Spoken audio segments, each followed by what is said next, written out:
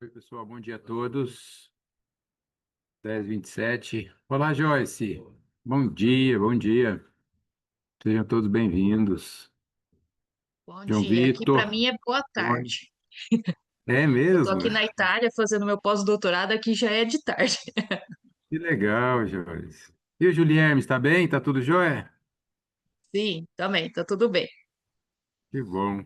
Legal. Tá passando um tempo na Itália, é estudo. Sim. Então, tá bom. Temos aqui o moderador, você. Segundinho só, nós já estamos. O Douglas já está aqui, como seu assessor de sessão. Oi, Tá. Douglas, bom dia. Ok, eu estou entrando apenas para repassar, dar um bom dia a vocês, desejar um ótimo início de SEMEAD. Estamos na nossa primeira sessão, agora às 10h30. Desejar que tudo ocorra bem, tanto nesse dia, assim como na semana também, tá? Bom, tá tudo ok? Eu vou visitar outras salas, apenas para me certificar que está tudo certo. Douglas, bom dia, bom dia. Bom dia, meu querido. Tudo na paz? Bom, vou deixá-los à vontade. Muito obrigado. Oi, Amanda, tudo bem? Joyce, a Amanda e o Douglas estão aqui para auxiliar aquilo que foi necessário. Os dois são extremamente competentes. Sejam bem-vindos, fiquem à vontade. Desejo uma boa apresentação a todos.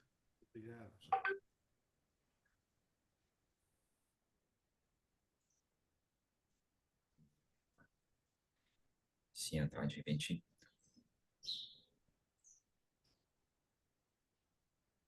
Aí, tá entrando.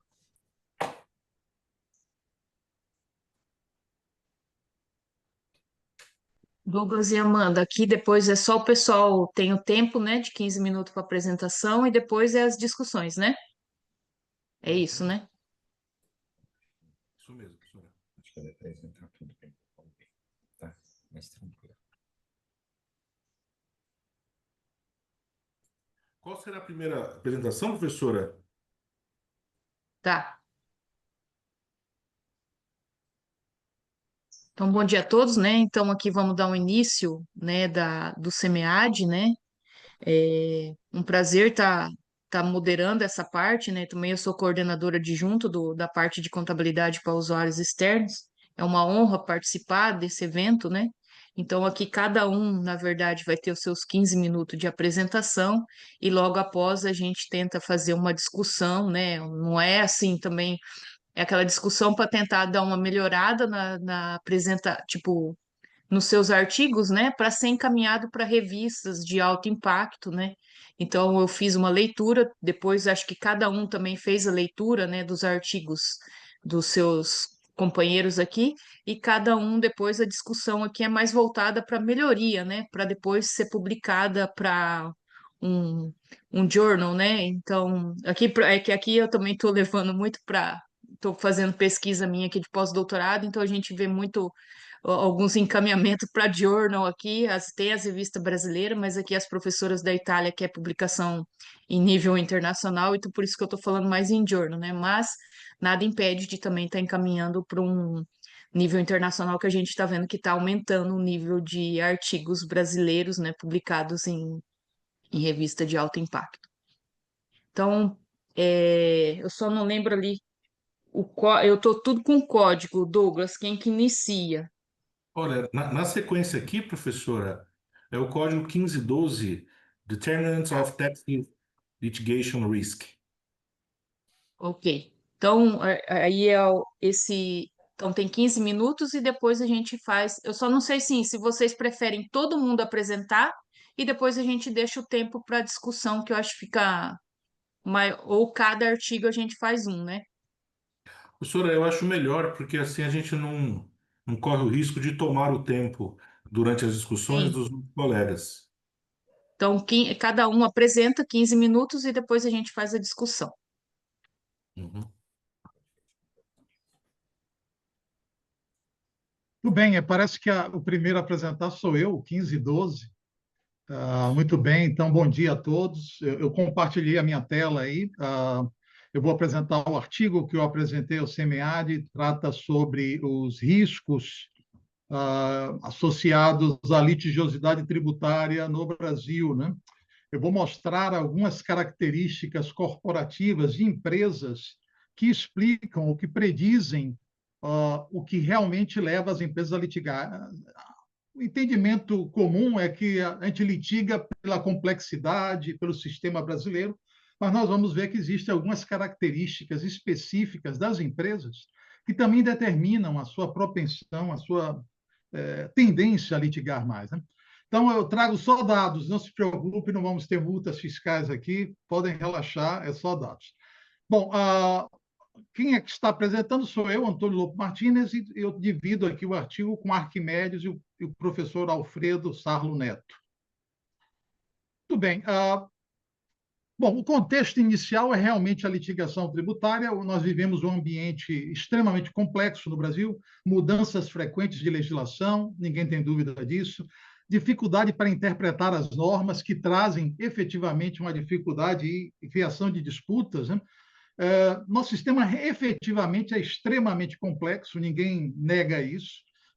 Quem lida na área tributária entende que é tão complexo que você precisa de um manual para entender um manual. É algo que realmente é muito difícil para a maioria dos usuários, as regras tributárias do Brasil. Mas o fato concreto, em termos de comparação internacional, é que o Brasil, em vários reportes, é tido como o país onde mais se litiga tributariamente no mundo.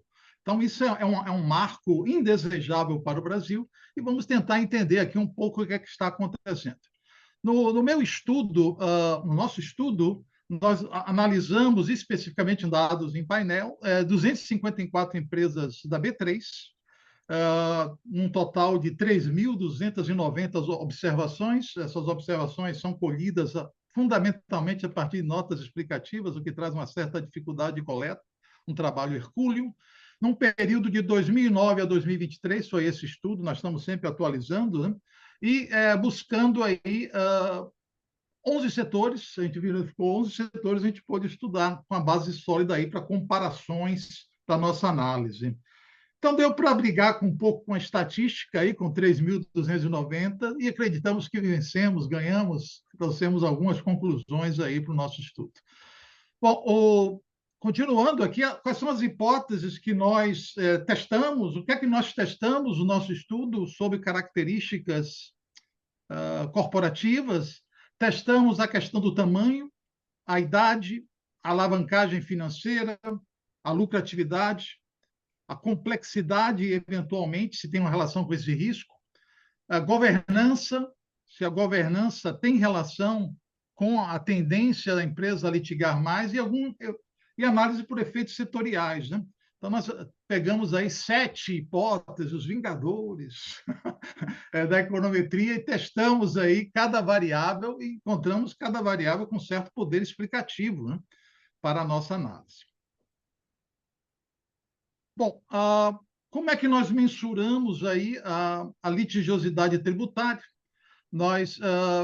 A litigiosidade tributária, para efeito, nós não fomos buscar os processos, nós pegamos no balanço e pegamos quando ela provisionava litígios tributários, ou seja, quando ela reconhecia que era provável que iria ter que perder uma causa, um litígio tributário, seja um processo administrativo ou um processo judicial tributário, e também quando ela entendia que era possível, por as normas, haveria necessidade de fazer o disclosure em notas explicativas.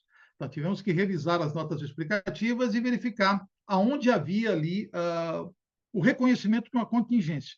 A nosso estudo tem a precariedade, nós reconhecemos que não consideramos as hipóteses remotas na avaliação da empresa, ou até mesmo que a empresa pode gerenciar e manipular, não expondo como sendo possível algo que de fato mas ela entende que é remoto e não evidencia nada em notas explicativas. Mas o que nós pegamos foi justamente as provisões e as contingências registradas em notas. Dividimos isso pelo total de ativos e chegamos a uma métrica do que seria esse risco de litígio, esse risco decorrente de litígios tributários. Para efeito da nossa análise, qualificamos em risco baixo abaixo de 0,1, médio de 0,1 a 0,5 e alto acima de 0,5. Muito bem. que é que nós verificamos? Alguns setores específicos são extremamente tendentes a litigar, né? Alguns setores parece que atraem litígio como um imã. Então, alguns setores tivemos aí energia, utilidade, telecomunicações, construção e mineração.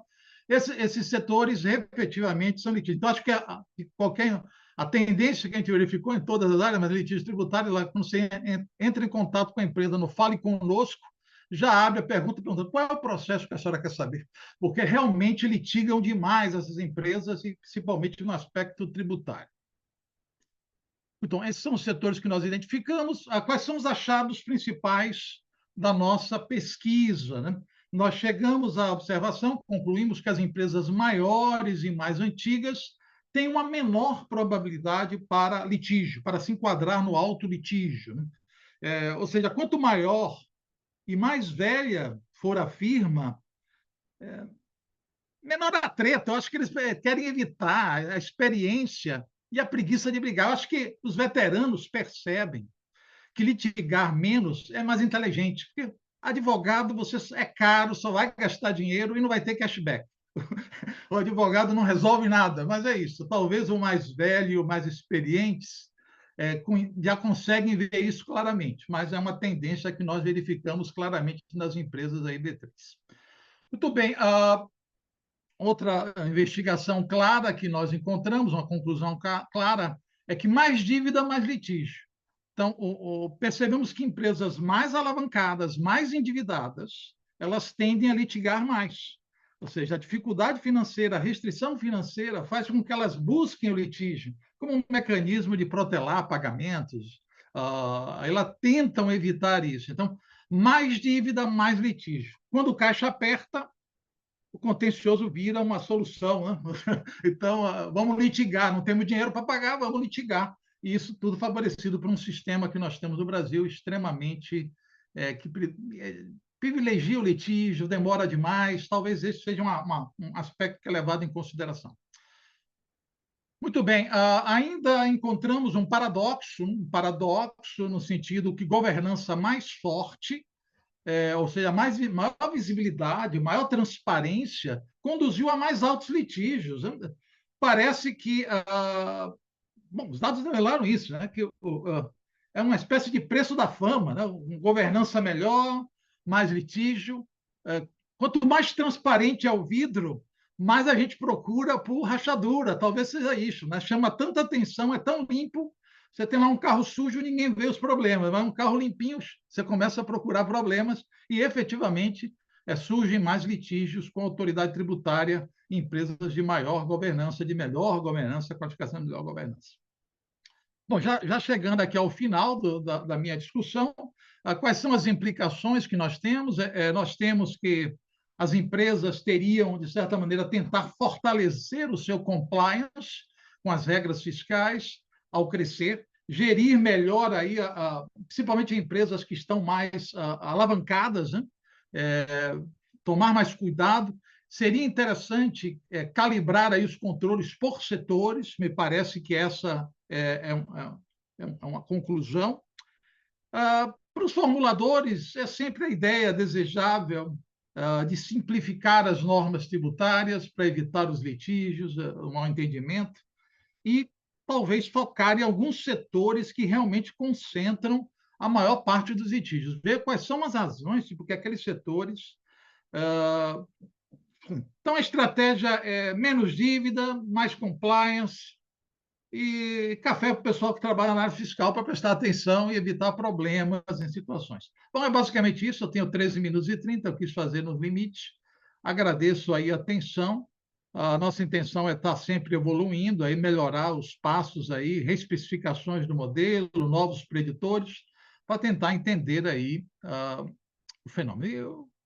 Perguntas, eu prometo que as minhas respostas vão ser curtas, ao contrário das nossas leis tributárias, serão bem simples. Muito bem, é perfeito.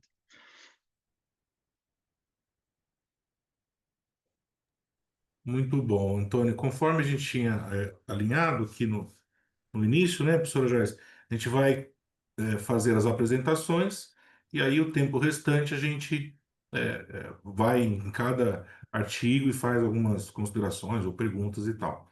Pela minha sequência aqui, o próximo é o artigo 810, informações orientadas para o futuro das instituições financeiras do segmento 1 do Banco Central do Brasil. É que eu não tenho os nomes aqui dos colegas, eu só tenho o código e o nome do artigo. Tá aparecendo na tela para vocês? Sim. Vai, João. Primeiramente, bom dia. Meu nome é João Victor. Eu sou graduando de administração aqui na Sesumar de Maringá. E a gente fez esse trabalho por meio da iniciação científica durante esse ano. É, O trabalho, ele é sobre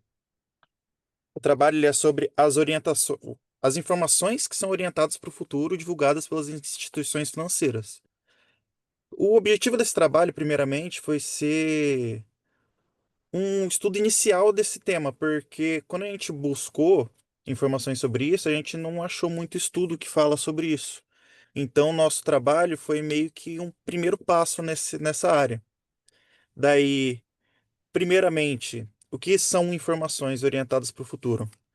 É tudo aquilo que diz, ou tenta prever, ou tenta indicar para os investidores, ou falar nos seus relatórios que a gente pretende, que a empresa ou a instituição pretende investir, pretende migrar algum recurso, pretende mover alguma coisa, ou mitigar algum risco, ou algum risco que eles identificam para o futuro, qualquer informação que seja orientada para algo que está lá na frente. Exemplo, algo que está nos relatórios compulsórios, que está nos relatórios contábeis, são informações passadas já. Não são algo que está focado em algo que vai acontecer, algo que está previsto, um risco. Então, as informações orientadas para o futuro são exatamente isso. Informações até onde a gente tem que são descritivas, que são mais para explicar mesmo, não são muito quantitativas, não tem muitos valores. Explicando mais, tipo, especificamente ou não tão específico, os riscos que a empresa vai ter no futuro, oportunidades e por aí vai. As instituições financeiras que a gente analisou foram as do segmento 1 do Banco Central, ou seja, aquelas mais consolidadas, aquelas que têm um valor, uma, como que é o termo? Eles Uma representam, relevância, né? eles têm uma relevância sistêmica para o sistema financeiro nacional. Aquelas que têm representam pelo menos 10% do PIB e que as suas movimentações, as suas ações, elas têm um impacto, chegam a ter um impacto macro aí no mercado. Segundo Stromer e Ormiston, que é a nossa referência aqui, inicial, as informações orientadas para o futuro vão permitir a gente analisar os impactos econômicos, sociais, ambientais e apoiam o planejamento estratégico da instituição para estar preparada às contingências ao que pode estar vindo a acontecer no futuro.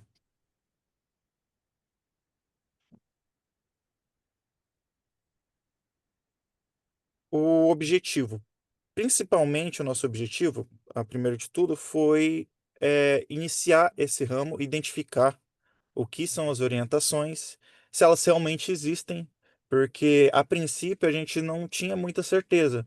Como não tinham estudos falando sobre isso, a gente queria primeiro atestar realmente existem essas informações, elas são descritas nos relatórios dos bancos e elas são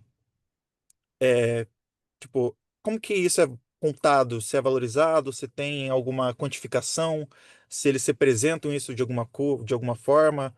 Tem alguns relatórios que são focados para isso, tipo o Guidance, ou algumas, tipo, comentários sobre o planejamento estratégico da empresa, às vezes apresentam mais isso. Então a gente pretendia mesmo era compilar isso e confirmar como que elas são, qual a estrutura que elas seriam para dar um apoio aí para um trabalho futuro, poder trabalhar isso melhor. Referencial teórico. Primeiramente, a gente pegou os relatórios compulsórios, e os voluntários. Aqui a gente está colocando. Que eles vão ser, né? Aqui a gente está colocando. Opa, Pode voltando. aí mesmo. Não, pera.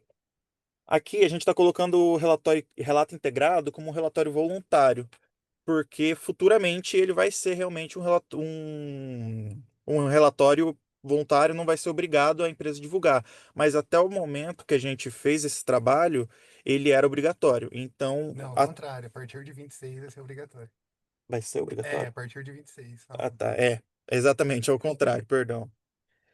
É, como eu falei, falei anteriormente, informações orientadas para o futuro são influ- informações tanto quantitativas quanto qualitativas, previsões sobre receita, caixa, informações não financeiras, riscos, oportunidades e qualquer previsão que a equipe de desenvolvimento estratégico da empresa possa ter. Como base do referencial teórico para a gente usou estudos anteriores que falaram sobre isso. Qualquer estudo da área que citou os termos, que puxou mais esse assunto, falando sobre as informações que seriam orientadas para o futuro, a gente colocou, deitar aí nas citações.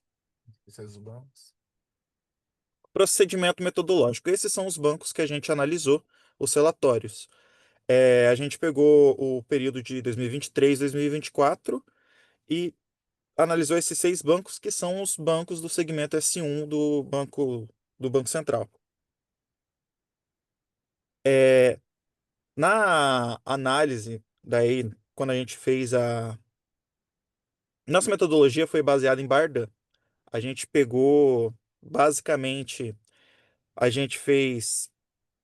É, Também. é, Da literatura. como que é o. É pré-análise? Pré-análise. É, Análise. Pré-análise, análise e inferência.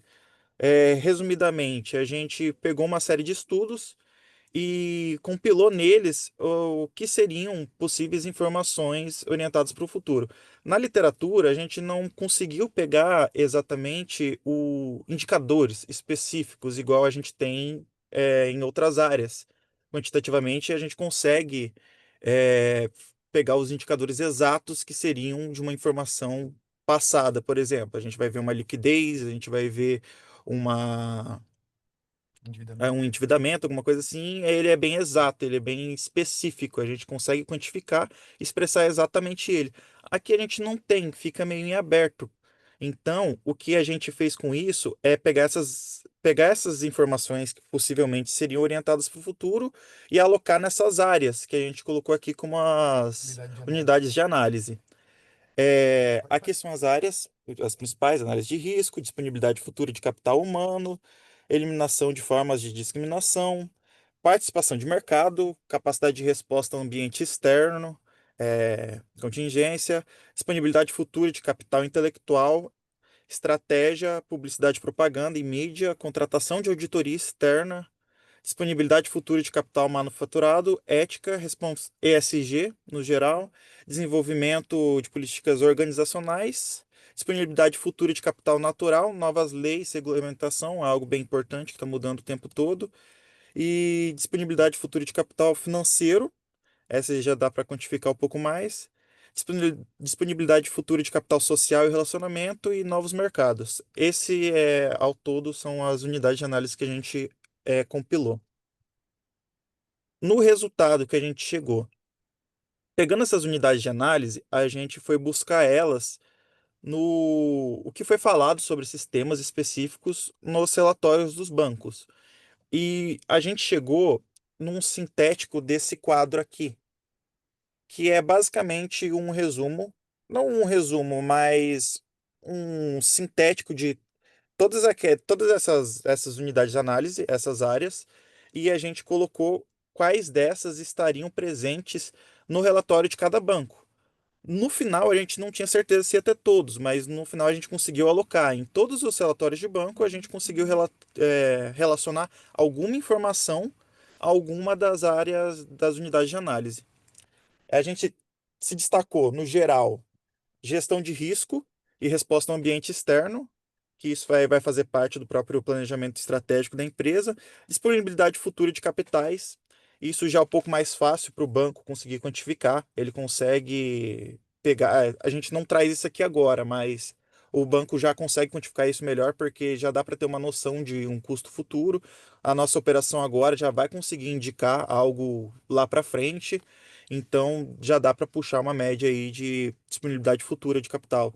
E estratégia, novos mercados, práticas de ESG no geral, isso também já faz parte do próprio planejamento estratégico ali do banco que vai trazer essas situações. Daí, nos relatórios, ele já vai citar isso com um pouquinho mais de expressão, um pouquinho mais de valor para os investidores.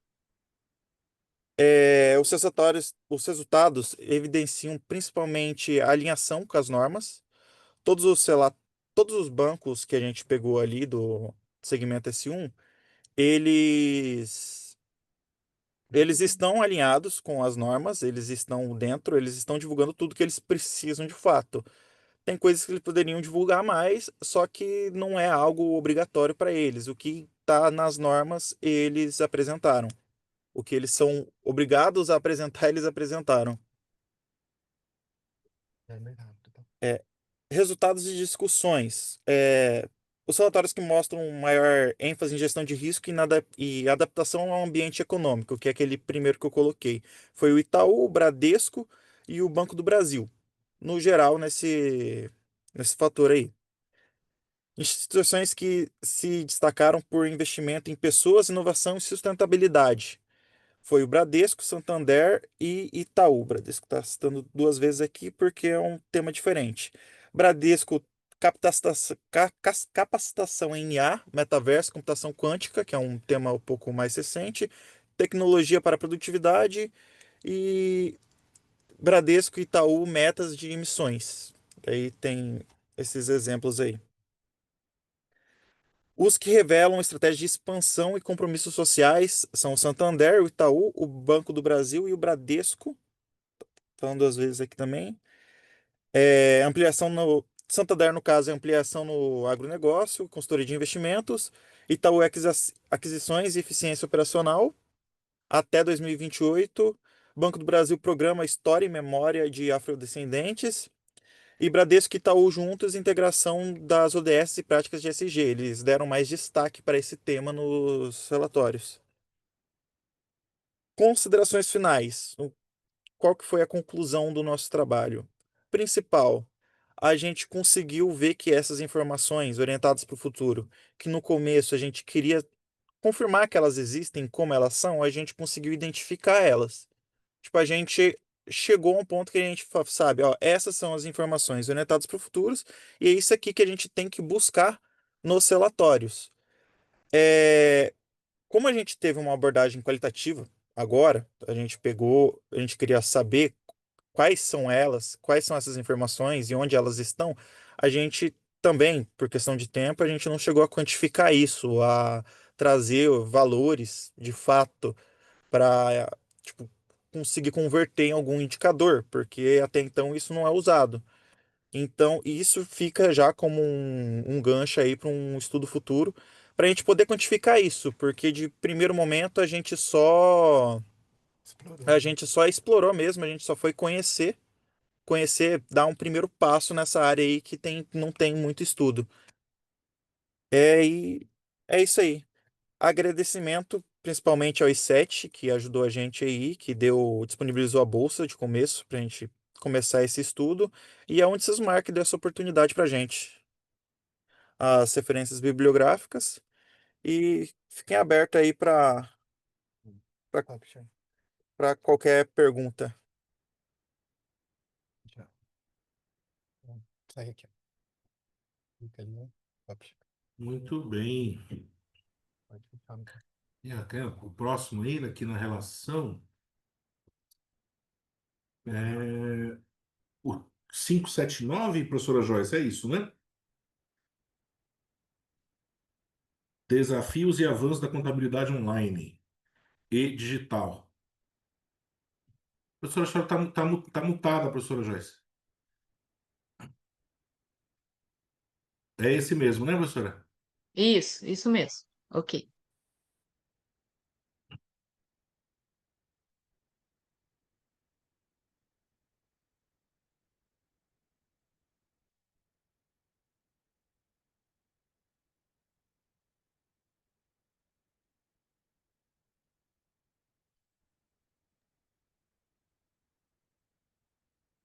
Vamos lá, pode começar.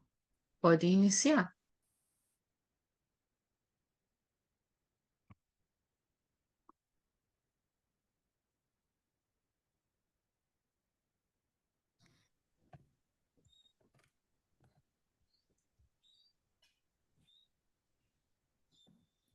Bom dia, vocês podem ouvir a gente?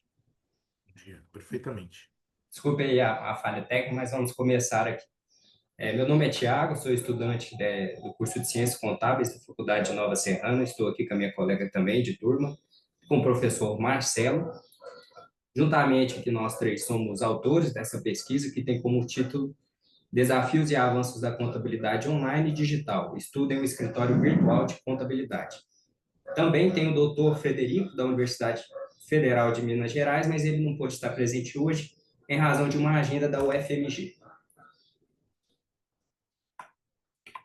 Na introdução, a gente abordou como primeiro tópico que o avanço tecnológico tem transformado os modelos de gestão, exigindo das empresas a adaptação dos novos métodos estruturais e gerenciais, o que é sustentado pelo autor Lemos em 2021.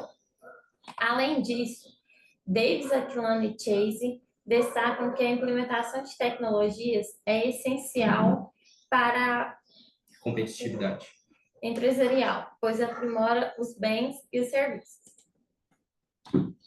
As inovações, além disso, também impactaram profundamente o setor contábil, que evoluiu de processos manuais para sistemas digitais, o que é dito pelos autores Oliveira e Malinowski e Santos et al. Aí a gente entra na contabilidade online, que é impulsionada pela tecnologia da informação, que oferece maior agilidade, flexibilidade e economia, automatiza serviços e integra clientes e contadores. O objetivo deste estudo é analisar os desafios e avanços da contabilidade online e digital, o que toma a comunidade de análise e o escritório de contabilidade virtual, que tem a sede aqui em Nova Serrana, registrado no CRC de Minas Gerais, Conselho Regional de Contabilidade. A pesquisa ela tem 4 eixos direcionadores no referencial teórico, sendo o primeiro a evolução da contabilidade tradicional para o online.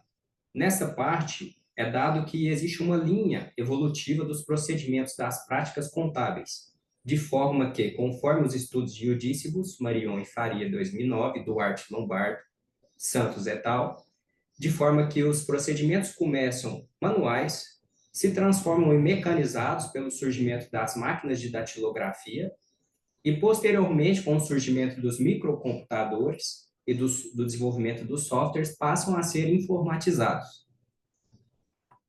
O segundo eixo do referencial teórico, ele já se preocupa em diferenciar alguns conceitos, como o conceito de contabilidade tradicional, online e digital.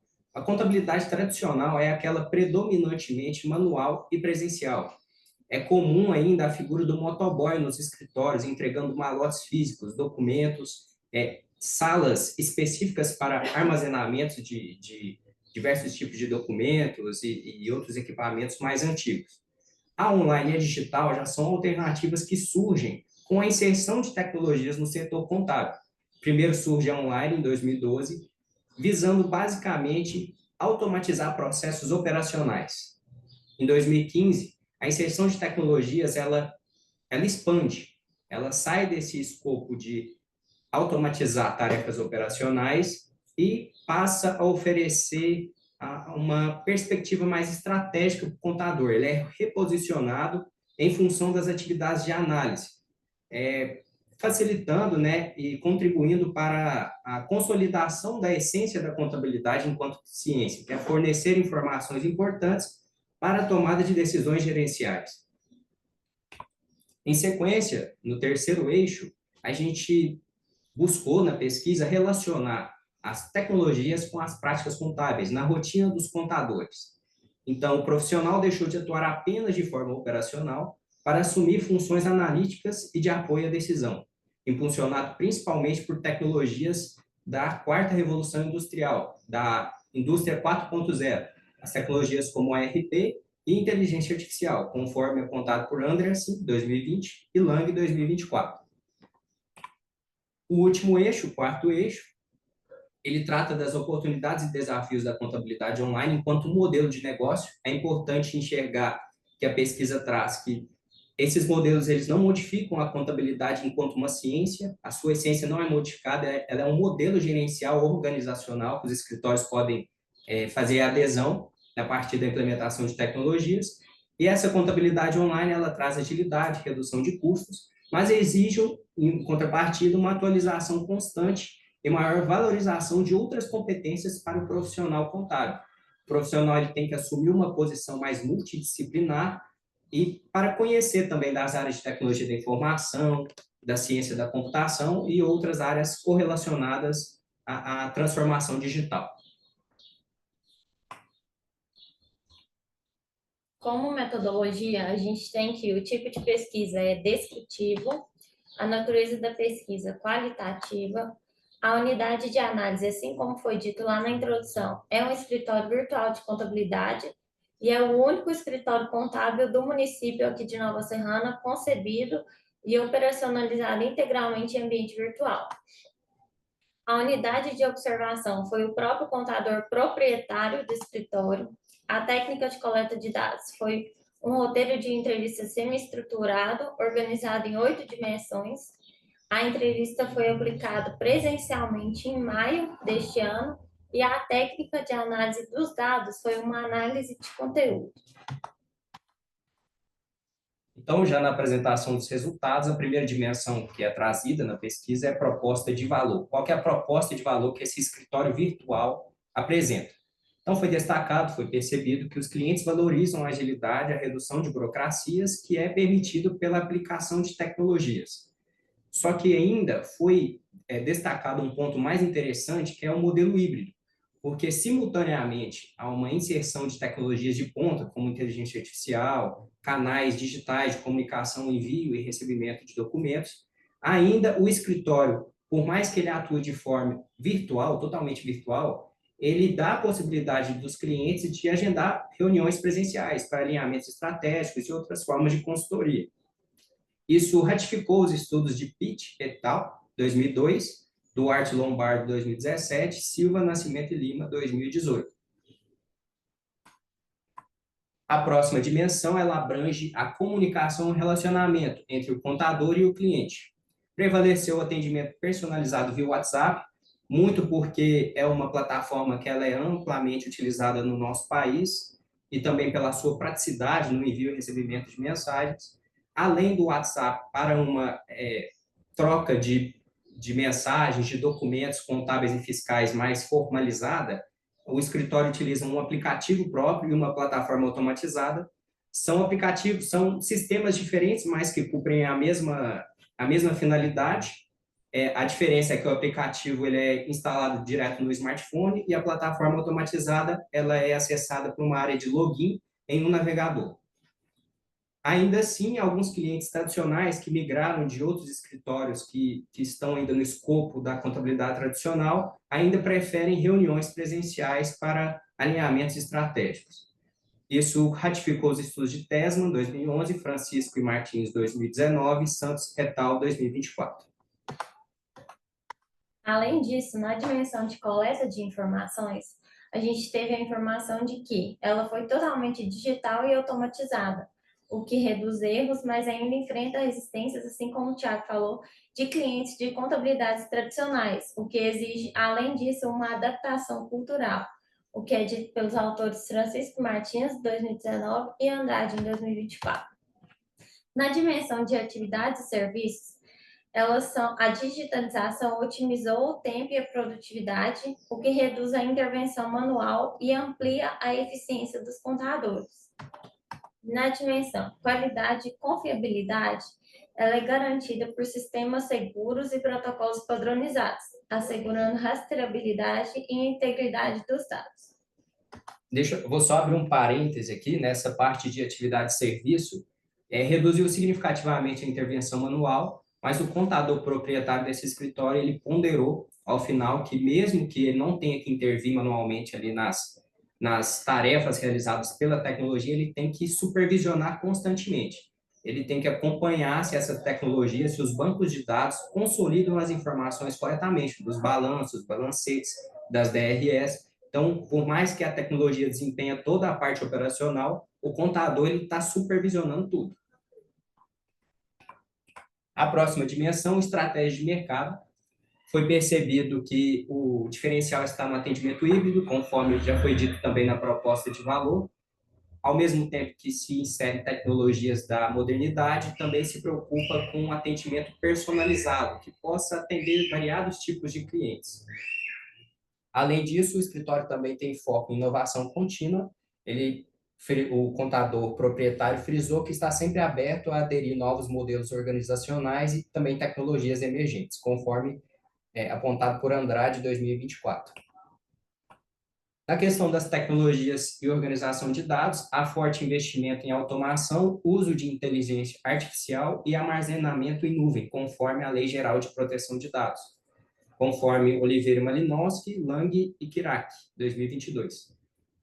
Ocorre que o armazenamento em nuvem, a computação em nuvem, é uma tecnologia emergente que se desenvolve a cada dia mais. O próprio Conselho Federal de Contabilidade, no ano de 2023, publicou alguns relatórios reconhecendo a ampla utilização dessas tecnologias, cada vez mais presentes na rotina dos contadores, e essa tecnologia também foi percebida, foi destacada por esse contador nas atividades desse escritório, como uma ferramenta primordial para a gestão e organização dos dados. Na gestão do negócio, esse escritório ele é gerido de forma que foram estabelecidos e são acompanhados indicadores financeiros e operacionais, priorizando eficiência, padronização e governança digital. Existe uma questão que o contador ele tem que se preocupar bastante nessa transformação digital, que é a segurança dos dados. E o contador demonstrou essa preocupação, então ele sempre está atento com a LGPD, né, a Lei Geral de Proteção de Dados, além de outras questões ali que envolvem a navegação na internet e o sigilo dos dados dos seus clientes. Como considerações finais, a gente tem que a pesquisa ratifica a importância deste novo modelo que é a contabilidade online e digital, frente à crescente digitalização, que é impulsionada pelo uso massivo de tecnologias. Além disso, foi destacado que o respectivo escritório atua com contabilidade online, mas já incorpora de forma progressiva os princípios e ferramentas da contabilidade digital, em um processo contínuo de inovação, desenvolvimento tecnológico e aprimoramento de práticas contábeis, além do investimento. No âmbito teórico, a pesquisa amplia o conhecimento sobre os fatores que influenciam o funcionamento de escritórios de contabilidade online. Já no âmbito prático, ela evidencia a viabilidade e os benefícios desse modelo de negócio no contexto digital. E, por fim, sob a perspectiva gerencial, os resultados destacam a importância de estratégias e de uma cultura organizacional voltada à inovação e ao uso estratégico da tecnologia. Por fim, né, a gente gostaria de ponderar que uma sugestão que a gente tem é de ampliar esse estudo, né, porque este foi um estudo inicial que foi realizado em um escritório específico aqui da cidade, é o único da cidade. Nova Serrana, para quem não conhece, é uma cidade do centro-oeste mineiro, do interior de Minas Gerais. É uma cidade altamente industrializada, é o terceiro maior polo calçadista do Brasil e também a cidade que mais cresce em Minas Gerais. Aqui existe um arranjo produtivo local pela quantidade de indústrias desse setor calçadista e ainda assim os serviços que estão ali atendendo essas empresas eles ainda são emergentes. Eles ainda estão começando a aderir a essas tecnologias digitais, toda essa gama que o mercado hoje oferece. E, portanto, esse é um estudo inicial e a gente deixa como uma sugestão e até para nós mesmos, para estudos futuros, ampliar esse escopo, ampliar essa amostragem, para poder realizar estudos comparativos, para ver se essas mesmas conclusões se aplicam a outros escritórios de contabilidade online e digital. Essas são as principais referências utilizadas na pesquisa. Agradecemos a todos pela atenção. Tenham um ótimo dia. Bem, obrigado igualmente.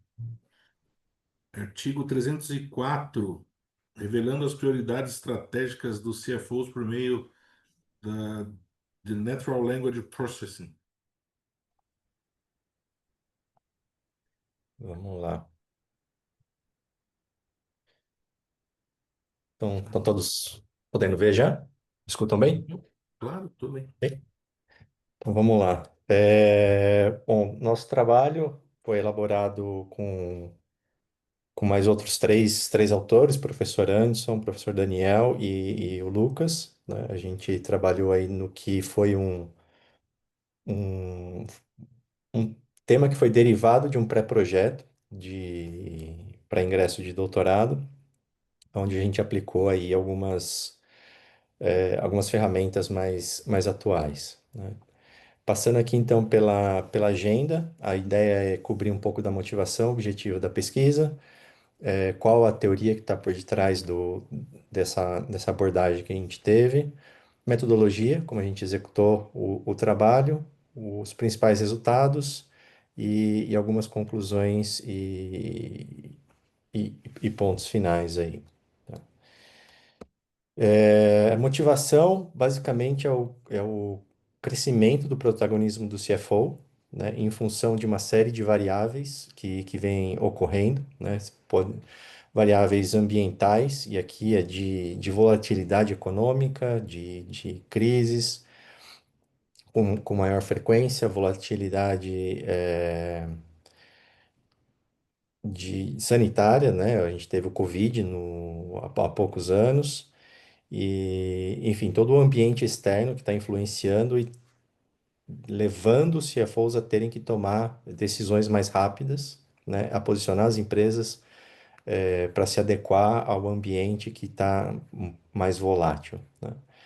Além disso, tem uma revolução, né, digital, onde as ferramentas, né, principalmente para os financeiros aí, CFO e as áreas financeiras, está tendo um avanço muito grande, não só por conta de IA, mas também de ferramentas e uma série de coisas que possibilitam que o profissional de finanças não tenha mais o papel puramente analítico, digamos, né, e de focar em números, mas sim um posicionamento um pouco mais de estratégico, de participar do negócio e ajudar a alavancar crescimento, evitar riscos, esse tipo de coisa. E isso, com a digitalização e tudo mais, levou a um reposicionamento do papel da área financeira, né, que deixou de ser um back-office, digamos, né, puramente operacional e passou a ser algo mais estratégico, algo um profissional que tem que navegar em todas as áreas da organização e trazer insights, melhorias em todos os departamentos, e acabou sendo que hoje é considerado, digamos, o segundo profissional logo depois do CEO, né?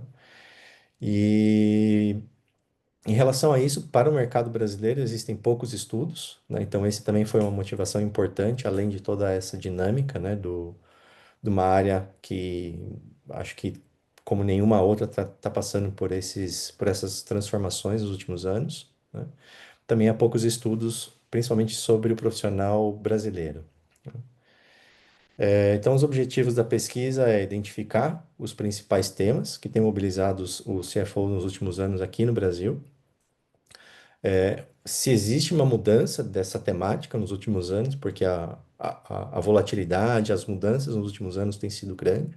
Então, a ideia também era avaliar se o discurso também vem mudando, né? E o quanto isso está relacionado às características individuais de cada um, né, dos CFOs ou dos principais líderes das companhias, né? E basicamente, esse item 3 é onde a gente tem o nosso arcabouço teórico, né, que é a premissa central aqui que é a teoria dos altos escalões, né? Basicamente, o que quer dizer isso?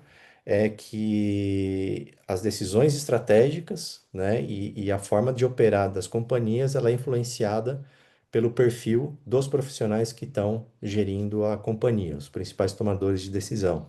Então, características observáveis, né, a formação do profissional, o setor em que atua ou que atuou no passado, até filtros cognitivos, valores que cada um desses profissionais possuem, né?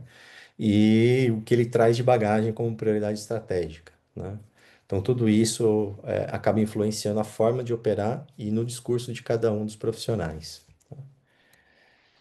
Metodologia. A gente utilizou o NLP, né, Natural Language Processing, processamento de linguagem natural. Praticamente é uma variante do GPT, né, que procura também entender as nuances de linguagem e processar isso de uma forma talvez um pouco mais objetiva, né? E a gente aplicou um modelo de cinco etapas. Então, primeiro a coleta e transcrição. Basicamente, a gente tomou. Eu vou mostrar um pouquinho da amostra, vou deixar aqui do lado. Basicamente, são 70 entrevistas com CFOs e profissionais da área financeira. Então, a gente pegou essas 70 entrevistas que estão disponíveis no YouTube, processamos as 70 entrevistas. Então, é fase de coleta e transcrição. Então, a gente gerou a transcrição de todas essas entrevistas. Pré-processamento, que é basicamente um ajuste dos textos para eliminar coisas que podem contaminar, né, a análise. Uma análise semântica, né, que é basicamente entender as palavras mais frequentes ou a combinação de palavras, né, tudo isso a gente analisou na etapa 3. Etapa 4 foi a modelagem de tópicos. Então, assim, dentro desse universo de 70 entrevistas, quais foram os principais tópicos que a gente conseguiu agregar e identificar nesse discurso dos CFOs, diretores financeiros. E, por fim, a geração de insights, utilizando os modelos generativos, né, de GPT e análise de correspondência, onde os resultados foram bastante interessantes. A amostra, então, como eu comentei, são 70 entrevistas ao longo de 2019 até 2024. Então, no meio desse período, mais ou menos 12 entrevistas por ano, né, com um pouco de variação. Em 2020, pandemia, um pouco menos, mas depois, basicamente, retomando essa média. Então, essa foi a amostra que a gente tomou aí. Já entrando nos resultados, olhando para perspectiva temporal, né? Quais são os temas que vêm sendo mais frequentes e quais são aqueles que têm saído um pouco do vocabulário desses profissionais? Então, aqui dá para observar que estratégia, resultado e inovação ele vem crescendo, né? É uma temática que vem tomando bastante espaço e importância na agenda desses profissionais. Por outro lado, temas que estão em declínio processos, estrutura e crescimento. E aí, crescimento, no próximo gráfico que eu vou mostrar, ele explica um pouquinho por que do crescimento saiu um pouco de pauta, né? Então, aqui já passando para análise de correspondência, né? Então, aqui o gráfico ele quer dizer o seguinte: quanto mais próximos, maior a correlação, digamos, a correspondência, né, para a gente analisar. Então, olhando aqui, por exemplo, palavras-chave por ano, em 2019, pré-pandemia, havia uma correlação muito próxima com crescimento, né? Período de pandemia, 2021, 20, 21, 22, temas como estrutura, processos e financeiro tomaram maior relevância, basicamente indicando um período de resiliência, de proteção, né, das companhias para sobrevivência no médio e longo prazo. E aí um período pós-pandemia, 23 e 24, aí sim já saindo dessa fase um pouco mais complexa, entrando aí estratégia e inovação como fatores bastante que são mais frequentes, né? Com maior apelo para esses profissionais. E aí, na sequência, fazendo a mesma análise, mas ao invés de palavras-chave por ano, olhando por setores, a gente também conseguiu identificar algumas correspondências interessantes, né? Então, por exemplo, materiais básicos e tecnologia e comunicação mais focadas em valor, né? Geração de valor e inovação. Apesar de inovação estar um pouco mais aqui embaixo, ainda apareceu com uma correspondência maior aqui como tecnologia, tá? Saúde e utilidade pública, basicamente estratégia, processos e estrutura, né? Setores extremamente regulados, né? Tem que focar realmente em estrutura e processos. E, por último, aqui, uma correspondência maior, um consumo e varejo com crescimento, né? Essa sempre é a prerrogativa do setor de consumo e varejo, e um financeiro que está ali um pouco perdido, digamos, né? Que não apresentou uma correspondência tão alta. Para o quarto item, de novo, uma análise de correspondência das palavras-chave, mas com a formação desses profissionais dessas 70 entrevistas, que também apareceram com uma relação bastante interessante, né? Então, engenharia, profissionais com formação em engenharia, mais voltados para inovação, crescimento e resultado, né? Profissionais de administração, também mais voltados para estratégia, processos e estrutura, né? E, por fim, profissionais de contabilidade, associados a negócio e valor, né?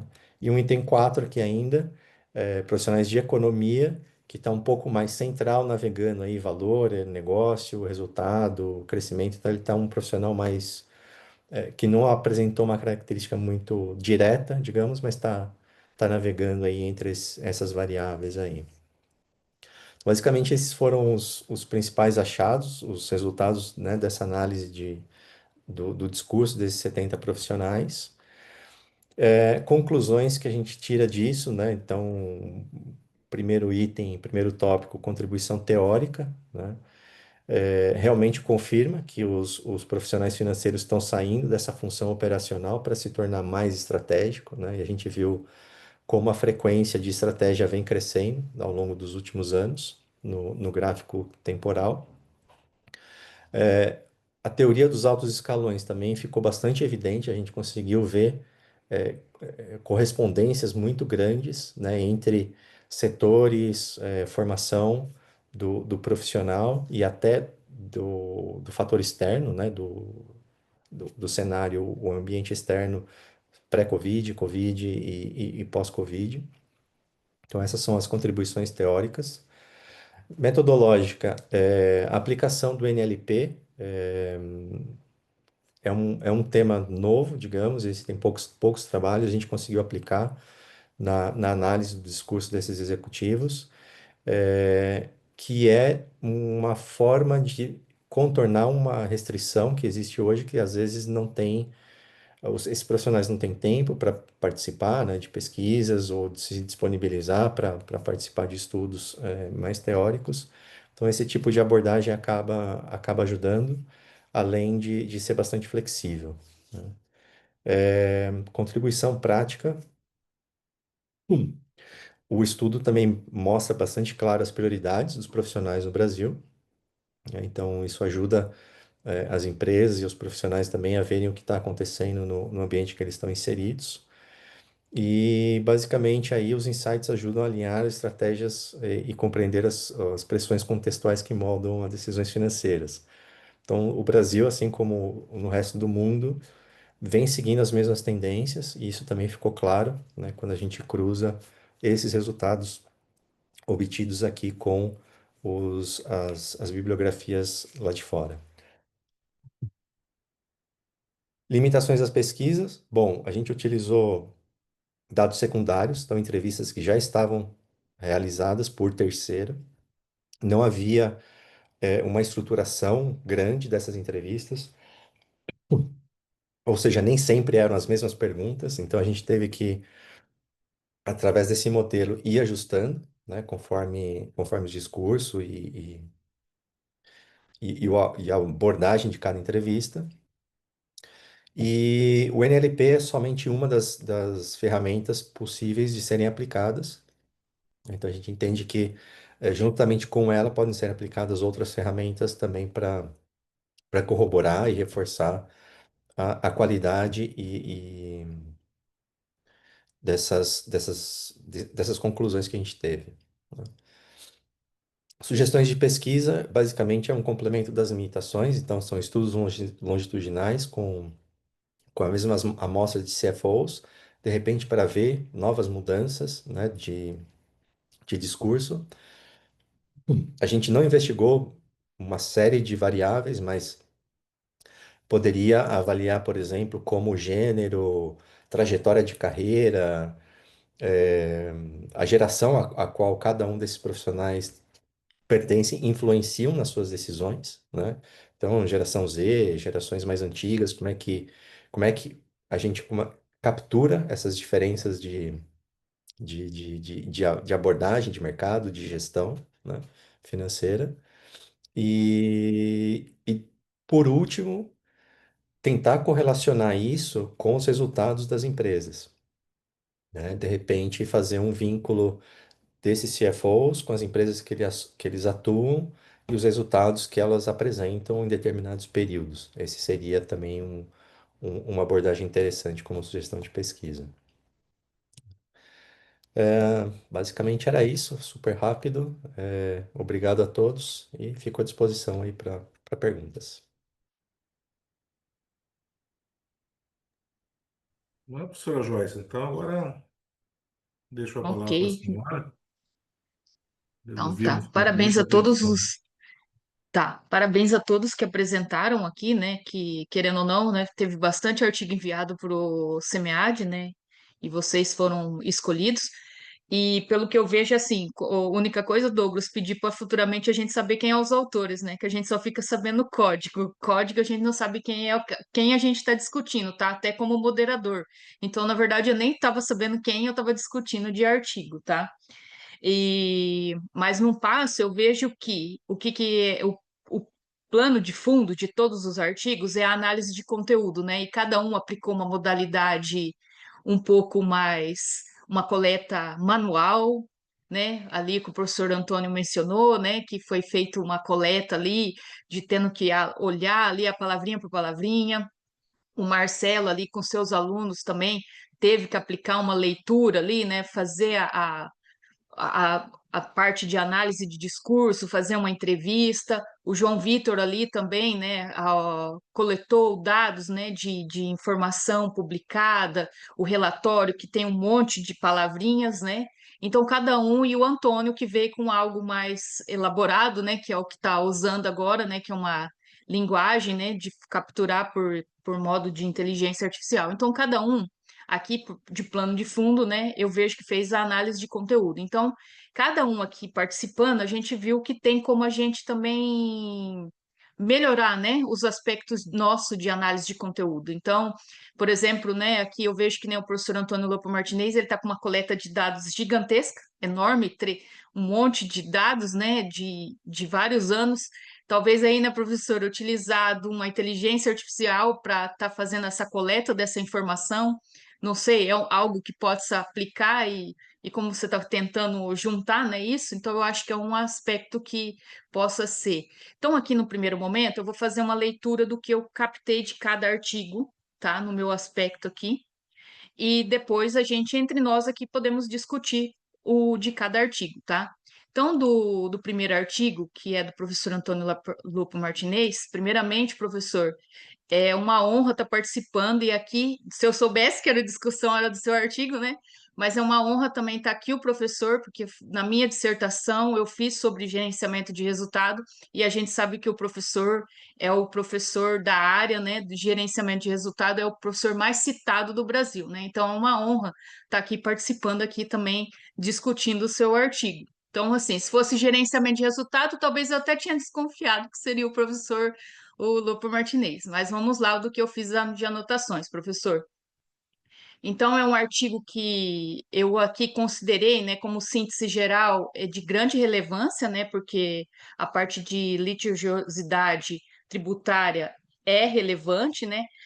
Eu mencionei aqui que a sua ampla base de dados, de 3.290 observação, amplia, né, a questão da utilização da regressão logística.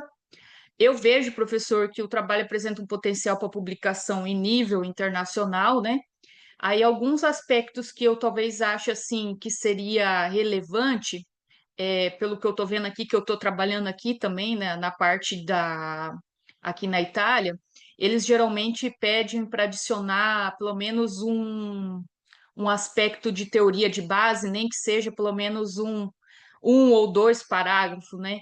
E eu acho que o que traria de relevância aqui para o professor talvez seria ali a inclusão, né, da teoria da agência, por causa de analisar os conflitos entre os gestores e acionistas no aspecto da gestão tributária, ou aspectos da teoria institucional para explorar as pressões isomorfóficas, né? E o impacto do ambiente regulatório, que a gente sabe que o ambiente regulatório do Brasil é um pouco diferenciado, né? Então, são sugestões que eu acharia que seria relevante. E aí, professor, talvez ali tenha uma discussão, mas eu acho que talvez articular um pouquinho mais ali na discussão do artigo sobre as variáveis dependentes de tamanho, endividamento e governança, né, em relação à propensão ao litígio, com que aí você trouxe alguns modelos, né, mais consolidado. Aí depois aqui uma coisa que eu vi na metodologia, tá, professor? Aí é, é necessário ali talvez explicar um pouquinho mais como que aquela questão da categorização. Na tua fala aqui, professor, ficou mais claro, tá? Mas na apresentação, na condução do texto, talvez ali apresentar uma de outra forma. E aí, talvez, professor, não sei se é possível, talvez gerar o modelo Tobit ali na parte de quando você divide em 3 níveis, né? Fazer um modelo Tobit. Aí também ali no tratamento de outliers, eu acho que talvez assim, eu vejo que muitos artigos aqui tá cobrando, né? Pelo menos alguns que eu já encaminhei. Aí meio que a gente vai utilizando do que vão passando para nós, né, nessas de níveis, né? Talvez a vinsorização ou exclusão controlada de outliers também, em relação à metodologia. Aí li também uma coisa que também depois você vê, tá, professor, que isso aí é o estudo que você já fez, né? O uso da parte do proxy, né, ali do uso do novo mercado, né, proxy limitada, aí depois talvez incluir outras variáveis, por exemplo, a composição do conselho, a existência de comitê de auditoria, nível de disclosure tributário, talvez seriam coisas para pensar para o futuro ali, né? Deixa eu ver aqui. Aqui, aí na parte de estrutura, aí para mim aqui aí para aspectos, né? O que eu acho que ali para mencionar, tá, professor? É mais ali, pelo que eu vejo ali, a teoria, o arcabouço, né? Que aprimorando vai trazer um aspecto mais relevante para o seu trabalho, e a variável dependente ali categorizada entre talvez ali fazer aquela separação dos níveis e tentar fazer alguma outra modelagem econométrica, talvez eu acho que isso também seria relevante. Mas do que está apresentado, eu acho que é possível de uma publicação em nível internacional, né? Aí justificando mais ali a base teórica e fortalecer a categorização, tá? Da parte de outlier. Então, nesse ponto, professor, que eu levantei, que eu acho que seja relevante. Então, se o professor também quiser discutir aqui um pouquinho, né, ou os demais também quiser contribuir com o professor Lopo Martinez, também fiquem à vontade, tá bom? Da minha parte, só agradecer, as observações são bem pertinentes. Eu anotei aqui, registrei. Sim, vamos tentar aprimorar. É um trabalho, né? Um working paper em desenvolvimento. Então, portanto, grato aí pelas sugestões e vamos tentar melhorar. Essa que é o objetivo. Muito obrigado. Sim, Muito obrigado, ok. professor Luiz. O outro artigo que eu venha discutir, depois aqui a gente faz uma conversa com todos, tá? Aí o outro artigo, o segundo foi o 810. Deixa eu ver aqui.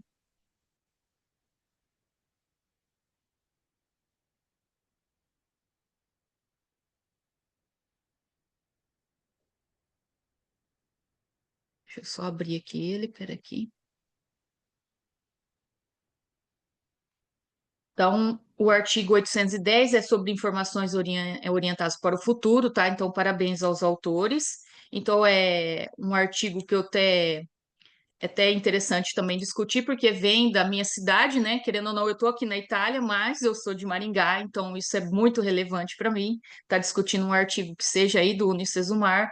Aí, querendo ou não, né, os alunos depois aí do Sesumar procuram a UEM, não é porque o Sesumar tá ali, né, mas procura a UEM, tem uns mestrado, então os alunos de que tá iniciando esse caminho, né, percorrendo esse caminho acadêmico, então às vezes você fala, ai meu Deus, eu preciso ir muito longe. Não, tem a UEM que tem ali o seu mestrado já na contabilidade, mas também tem o mestrado e doutorado tanto em contabilidade como economia como administração, tá? João Vitor e os demais alunos que tiverem interesse talvez se inscreva, né, num programa desse de mestrado. Então, pode dar continuidade. Então, os palpites que eu vou mencionar aqui, tá, é uma contribuição para uma futura publicação. Então, eu vejo que é um artigo de iniciação científica. Então, parabéns, que isso é bom, a gente já ter jovens iniciando esse aspecto da parte de iniciação científica, né? Então, é um tema que eu vejo, tá? Ele é relevante, abordar esse aspecto da evidenciação de informações orientada para o futuro. É um tema relevante, tá? Porque hoje a gente vê a busca das companhias pela transparência e principalmente pelos aspectos de sustentabilidade, tá? Então, um outro ponto, né, que aí aqui, como vocês viram, né, a análise de conteúdo ela tem várias formas de ser mencionada, então vocês talvez possam aprimorar mais para o artigo de vocês, essa análise de conteúdo, né? E vocês utilizar a base normativa sólida do Banco Central, da CVM, do FRS, tá? Então, assim, o que eu vejo para vocês, tá? Para esse artigo, talvez assim, aprimorar e aquilo ali que nem o professor Antônio Lopo Martinez também mencionou, tá? Aqui para todo mundo, tá? A gente tá vive em work, a gente vive fazendo work, né? Vive assim, vai para um evento, não tá bom, melhora, não é desistir, e sim aprimorar, que aí sim a gente consegue a grande publicação. Hoje eu vejo aqui internacionalmente, a gente leva um não, arruma, vai para outro evento, um não, e vai construindo aquele artigo que depois talvez vai ter uma grande publicação numa revista, tá? Então, para vocês, o que eu acho que seria relevante é trazer a teoria de base, que vocês não mencionou, então eu traria a teoria de base sobre o disclosure, que vocês têm que falar do disclosure voluntário, obrigatório, a teoria da legitimidade, por que que o banco está fazendo isso, ou a de sinalização, são teorias de base que vocês possam estar utilizando, tá? Um outro ponto que eu achei interessante, a hora que vocês fizeram a análise, tudo bem que ali eu imaginei, a hora que eu comecei a ler o texto, que em relação a bancos, todos eles iriam ter essa informação, seja ela um pouquinho menos ou mais. Mas aí eu acredito que aqui você já viu, né? Que nem, então, por exemplo, ali, a parte de litígio, o professor colocou um nível 1, nível 2, nível 3. A mesma coisa vocês, em nível de banco, algum deve ter colocado muita informação e vocês devem ter falado, nossa, esse banco é 3, esse banco é 2, esse banco é 1. Então, fazer esse critério de nivelamento de informação, da divulgação do banco, tá? Pelas estruturas que vocês fez, mas criar um nível de divulgação.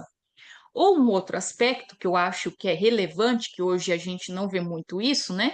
Aplicando essas técnicas, por exemplo, ali que o próprio professor Antônio, né, Augusto também mencionou, a gente pode fazer análise do discurso. E essa análise do discurso, hoje a gente tem uma análise chamada análise do discurso do sujeito coletivo, que é chamada de DSC. Então, você pode aplicar essa análise de conteúdo e vai dar uma elaboração maior para o seu trabalho. Fora, né, que futuramente, como vocês estão ainda, foi um trabalho de iniciação, tá? Que não é só para para todos, né? Hoje a gente tem softwares, né? Então, a única coisa que a gente tem que escolher, né, qual software a gente utiliza. Hoje a gente tem o Atas TI, NVivo, o MaxQDA Miner, aí tem a leitura de processamento de dados, igual ali o Antônio mencionou. Então, talvez utilizar esses softwares, principalmente no trabalho de vocês, para quê? Hoje, quando a gente fala de análise de conteúdo, a gente também precisa gerar nuvens de palavra, frequências de palavras, e querendo ou não, né, o que eu estou desenvolvendo aqui, a partir dessas palavras você pode criar um indicador da palavra, um indicador do tom da palavra que você está utilizando. A palavra ela tem poder, tá? Então, hoje já tem dicionários de classificação na área financeira por exemplo, utilizar o dicionário de LM, ele é o dicionário de LM de 2011, mas ele está atualizado, na verdade está já 2019, você capta palavras, professor até Martinez tem a palavra, ele tira palavras litigiosas, então é possível também aplicar. Então, esse dicionário ele faz essa captação dessas palavras e depois você pode criar indicador. Por exemplo, eu uso o tom da palavra positiva e negativa, então eu faço um indicador. Ah, usou mais, por exemplo, o que eu estudei, né? Usa mais palavras positivas e como que é a reação do mercado. Então, são coisas que é relevante, tá? Então, eu acho que para o artigo de vocês é isso, tá? Então, demonstra que está um início da parte científica, mas é relevante a temática, e talvez assim, para o que está hoje, colocar a teoria, a base, a teoria de base, ou talvez ali nessa parte que vocês têm de análise de conteúdo, tentar fazer uma análise um pouquinho mais aprofundada, tá? Essa é a minha parte do artigo do João Vitor e dos demais aí. Pode emitir alguma opinião aqui também, tá, pessoal? Professora, Eu obrigado. gostaria de comentar, desculpe, do artigo, mas primeiro do autor, se quiser comentar.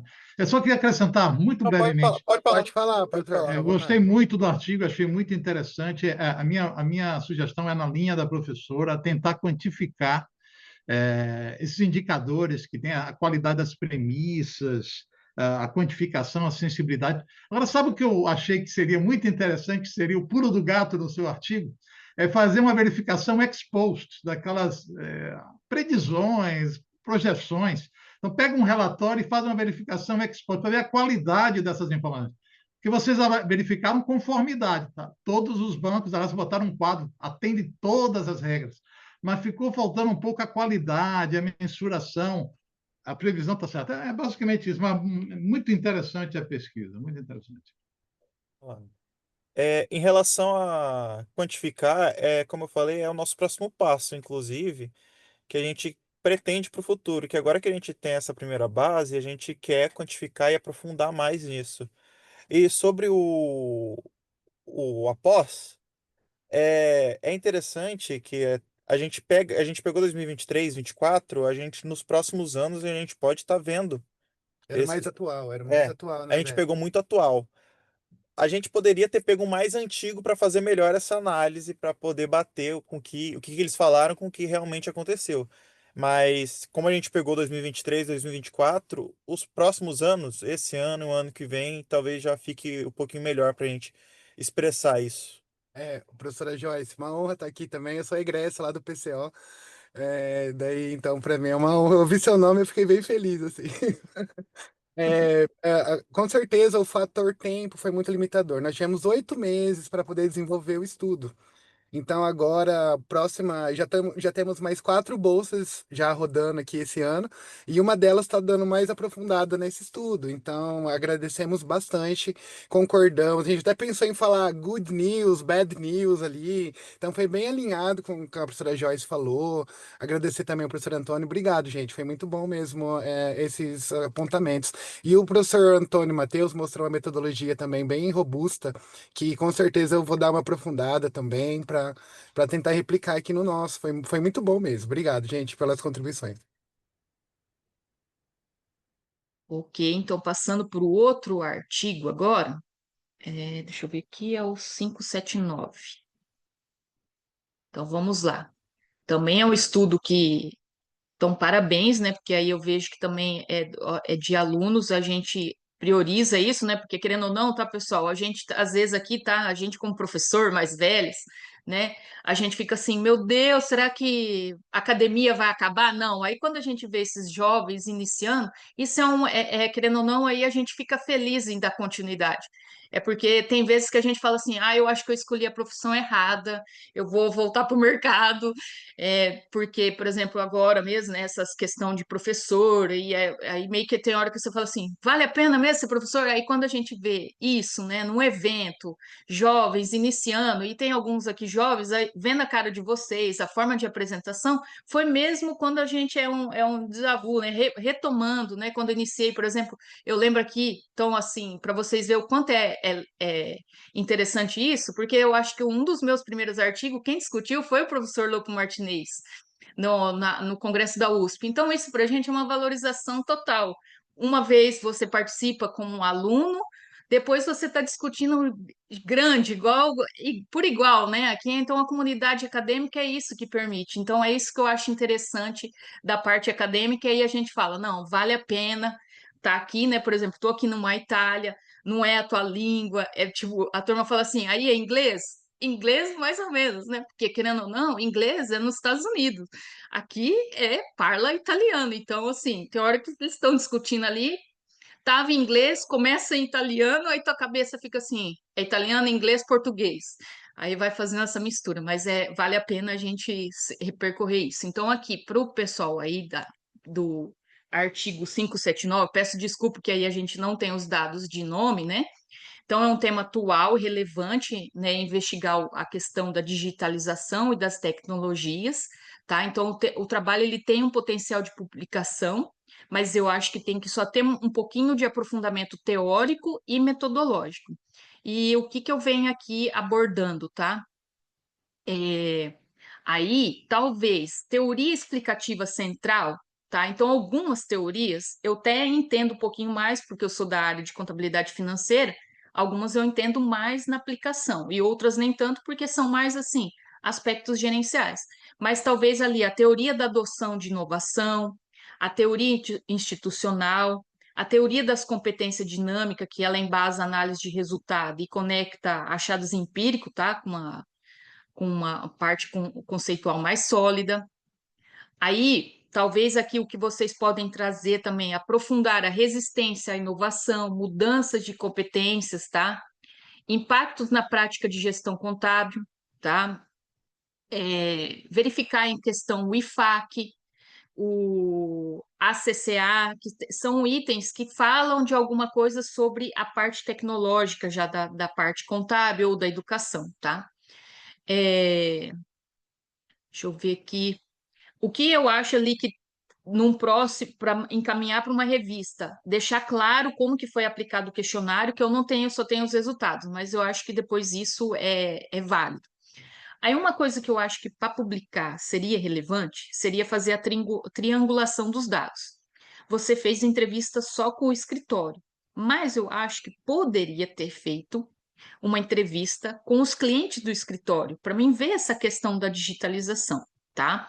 Com mais validade e profundidade. Ou, e como vocês mencionou que vocês querem fazer um estudo comparativo, tem um item que vocês podem aplicar, que é uma técnica chamada Serviqual, que é medir a qualidade do serviço prestado.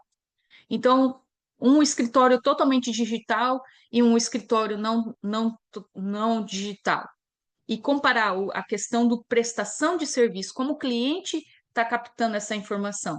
Adianta talvez eu estar também totalmente digital, mas meus clientes estão conseguindo acompanhar isso? Então, são coisas que eu acho que poderia ser feito, tá? Ou uma outra forma, né, que a gente sabe que na área nossa está sendo desenvolvido, caso de ensino. Então, com esse achado de vocês explicarem, contar toda uma história, explorar todo esse aspecto, tá, do modelo digital de contabilidade, aplicar o caso aí que vocês encontrou no escritório e os alunos desenvolver em sala de aula. Aí, talvez, é uma outra forma de publicar, tá? Então, são coisas que eu estou trazendo que eu acho que é relevante, tá? Para vocês. E eu acho que talvez assim, se querem aprofundar, alunos que também, pelo que eu estou vendo, tá na graduação, vai para um mestrado, a gente, para o mestrado, a gente tem que publicar, tem que estar produzindo, né? Talvez fazer ali uma comparação interregional ou um estudo longitudinal, são coisas que eu acho que são relevantes para vocês, tá? É, então, mas o que eu acho que para ter um crescimento maior na pesquisa de vocês seria uma inclusão, pelo menos ali, da entrevista com os clientes, para verificar a triangulação, né, do aspecto, tá? Mas é um trabalho muito interessante que, tendo essas melhorias, é possível de publicação também, tá bom? O microfone está desligado, pode falar.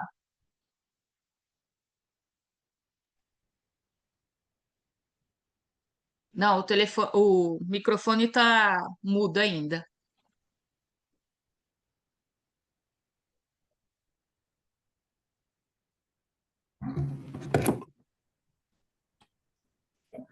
Ouvindo, professora?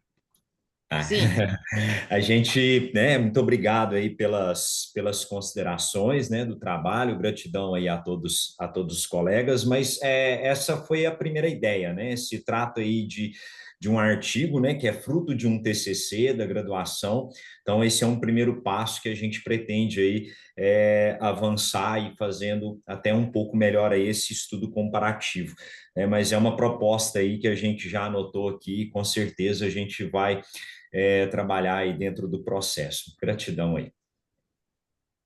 sim, e dão Queria continuidade fazer, aí, alunos. Vão para o queria fazer um mestrado. comentário, queria fazer Ah um lá. comentário brevíssimo sobre o artigo. Além de muito importante a sugestão da professora Joyce de ouvir a voz do cliente, né? Fazer algumas perguntas, eu acho que isso é importante. Fiquei na dúvida, parece que o escritório é 100% virtual, não há como você ver antes e depois, né? Não, a mudança parece que esse é um detalhe, né? Aí fica a questão se não deveria ter ampliado mais do que apenas um escritório, ver pelo menos um que fosse tradicional, que não fosse 100% virtual, né? Também fiquei na dúvida aí se vocês apontam para esse tipo de escritório, se tem um plano de contingência, porque é totalmente virtual. Se acontecer algum problema, se o sistema não funcionar, como é que lida com esses riscos, as matrizes de riscos que você tem nesse contexto? E vocês trouxeram aí a questão importante da LGPD. Acho que mereceria também falar mais sobre isso, já que a informação digital. Mas é isso, extremamente interessante, um artigo. Que eu queria ver mais números, eu queria ver mais números antes, depois, o que é que mudou. Mas isso é coisa de contador, gosto de ver números. Mas está perfeito, ótimo. Ok, agora eu Gratidão. vou. Tá. Parabéns, tá? Aí agora eu vou discutir o último artigo, né? E é revelando. Aí quando eu li esse artigo aqui, tá? Tá, Antônio, aí eu já quase assim, eu acho que eu vou pedir ajuda desse autor, se eu soubesse quem que era, eu vou ligar para ele. Tipo, porque aqui eu estou desenvolvendo a leitura, mas eu estou fazendo uma leitura manual, mas os professores aqui no evento que eu fui falou, tenta usar de linguagem natural. Eu falei, mas eu tenho que aprender do zero, então, tipo, alguém para dar uma luz, pelo menos como que inicia, né? Então, parabéns pela a parte de que vocês estão aplicando, tá? Então, pontos aqui eu vou fazer a mesma coisa que você, tipo, a análise de correspondência, tudo, mas eu fiz aqui a gente fez quase que tudo manual. Mas aí no congresso que a gente foi aqui, mencionou para fazer de linguagem natural, fazer treinamento, tudo, para capturar mais informações. Então, parabéns aí pelo trabalho, mas não foi no aspecto de vídeo, né? É um texto que a gente está analisando aqui. Mas eu vou te levantar aqui os pontos que são necessários aqui. Então, o artigo aqui investiga a parte de entrevistas, que eu acho muito interessante, principalmente ancorada na teoria dos altos escalões, né? Aí eu sei que você mencionou que você usou a NLP, né? Mas a gente sabe que também aí o que, que é, talvez quando você encaminhar para uma revista, eles vão falar assim, não, poderia ter utilizado a outra forma, né? Outra análise, né? Que tem outras centenas, tipo de análise, né? De NLP. É, demográfica, formação, alinhamento, teoria, tá. Atribuição.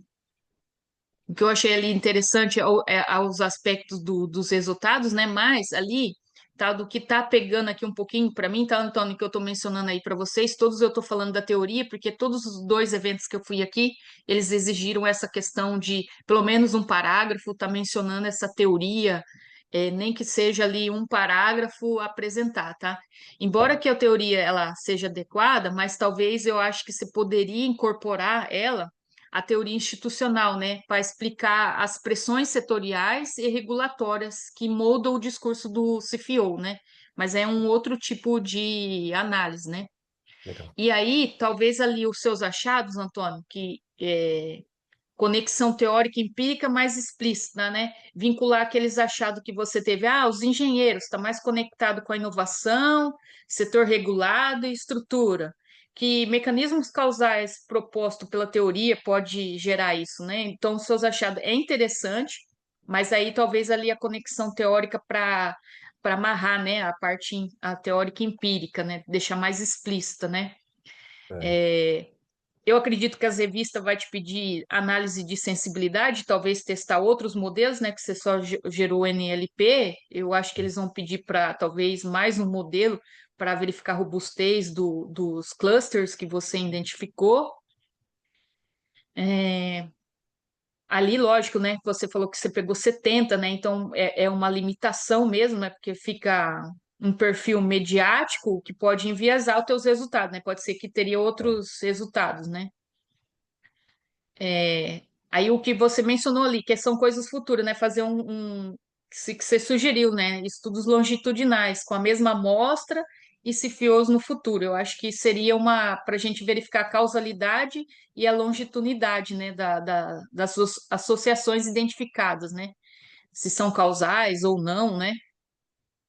Deixa eu ver aqui.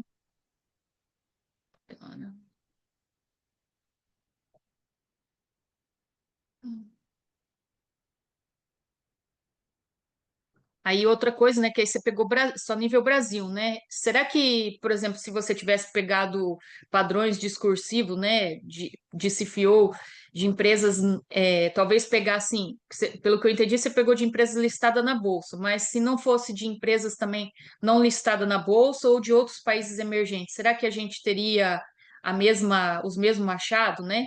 E talvez ali o que eu gostei, né, que você trouxe ali, talvez precise depois, é uma coisa para se aprofundar, é os achados para formação e o que eu estou vendo aqui que tem chamadas de pesquisas, né, para revistas, é o desenvolvimento de futuros líderes financeiros, né? Tipo, porque aqui está tendo uma chamada mesmo para um evento aqui internacional para futuros líderes em sustentabilidade. Então, como que está sendo desenvolvido esses novos CFOs, né? Os CFOs do futuro, né? Com essa linguagem que você talvez captasse ali. E bem que você mencionou, talvez a geração, a, o tipo da formação, né? Outros aspectos que não foi levado ali, que a gente sabe que quando trabalha com pessoas, né? Talvez levaria para outros resultados, né? Ali em relação, né?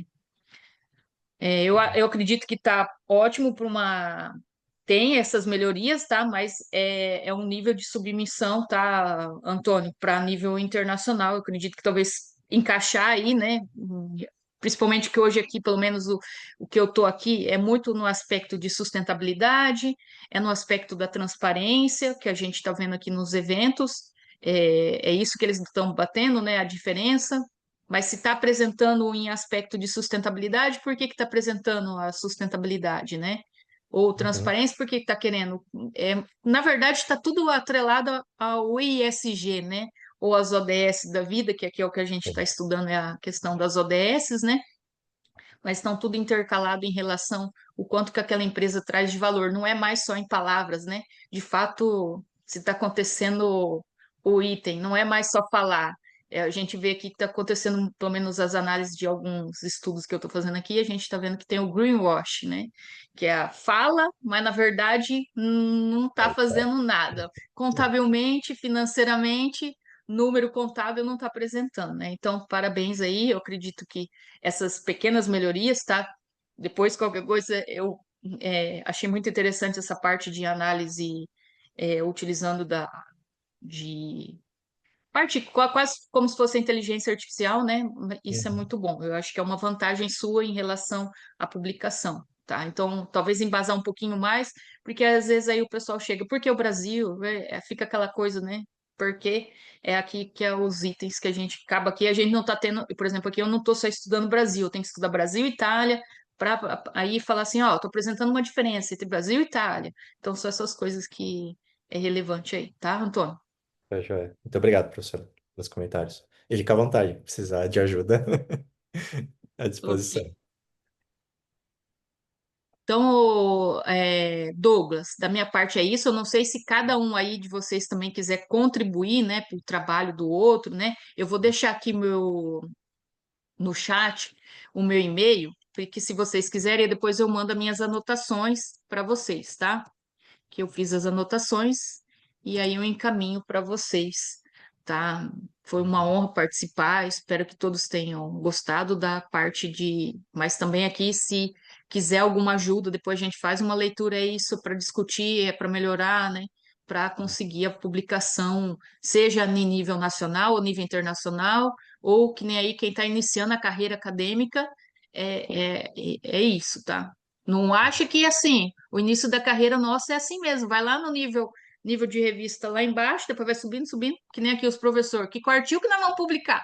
Falei, meu Deus, que quartil? Lá no Brasil a gente nem fala. Então tá, vamos, professores, querem esse quartil, a gente publica nesse quartil, tá bom?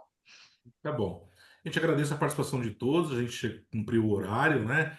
Parabéns a todos os trabalhos. Agradecemos aí em nome do SEMEAD a professora Joyce, professor Antônio Lopes também, que fez as suas considerações. É o que a professora Joyce falou, né? É sempre importante a gente estar entre colegas. Uma hora nós estamos em uma posição de análise, a outra de receber aí as principais críticas, né? Ao meu ver, toda crítica ela é construtiva. E obrigado, professora, por ter disponibilizado o seu contato. Aí os colegas que querem obter maiores detalhes a respeito, fiquei em contato com a senhora. E muito obrigado. Como é que está o clima aí, professor? Na Itália, amanhã eu chego aí, com a graça de Deus. Frio, frio. É, Eu tô no sul da Itália, né? Então aqui tá eu, friozinho. Então, imagina, se você vai por norte, deve estar mais frio ainda. eu vou para Roma. Não, aí você vai pegar um pouquinho mais de frio. Segundo eles aqui, a parte de escaldamento, né, que é a ligação aqui de parte de aquecedor, vai ser no dia 15, que tem datas. No norte já tá ligado. No sul liga a partir do dia 15 de novembro. Hoje veio uma pessoa, eu falei, que dia que liga esse aquecedor aqui? Dia 15, professora. Eu falei, não, tô precisando já. Brasil, né? Eles aqui tá de boa, tô lá com uma roupinha leve. Eu já não, eu tô saindo com várias camadas. Vem com as camadas, já tá resolvido. Já vou preparar. Colegas, muito obrigado. Parabéns pelo trabalho de vocês. Sucesso para todos. Um abraço grande. Tá Tchau, bom, tchau. tchau. Tchau, tchau. Tchau, tchau.